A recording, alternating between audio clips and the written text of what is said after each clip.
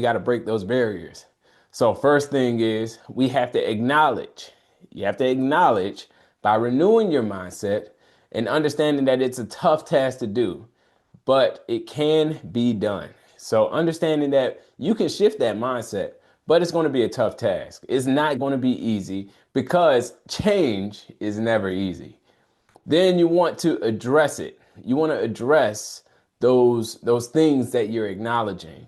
So, for instance, my mom and dad always argue. When I happen to argue, when I'm speaking to my wife, why is that?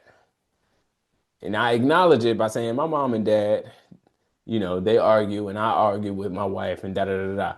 Why is that? Then I address it. Take note of your way of thinking and how you feel and question yourself.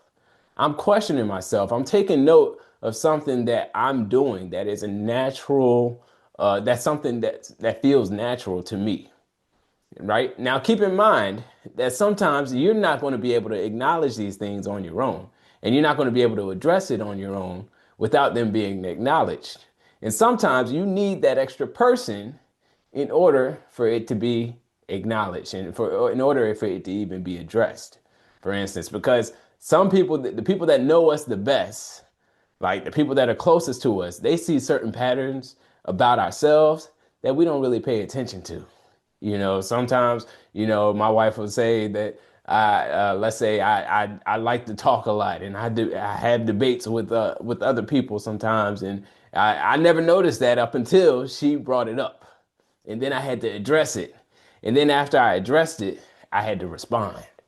Right? I had to respond by taking action. So if I found myself wanting to say something and responding back to my family or to my wife or whoever, when they said something smirky, snarky, or whatever the case may be, I had to learn to bite my tongue. That was me responding. I had to take action. And taking action means that you prove yourself and or others wrong. You're taking on the challenge ahead. That means that you're not going to be perfect in doing it. But because you're responding, you're really making that shift to change and become better in that area that you want to be, that you're acknowledging and that you're addressing. And then finally, it comes with repetition. With repetition, it becomes a habit. So building it one step at a time. Again, you're not going to be perfect. You're not going to be perfect. You're going to do it one step, one brick at a time. And creating those new patterns is going to help in building a new mindset. Creating those new patterns will build a new habit, and building a new habit will build more discipline. Building more discipline, you build a new mindset.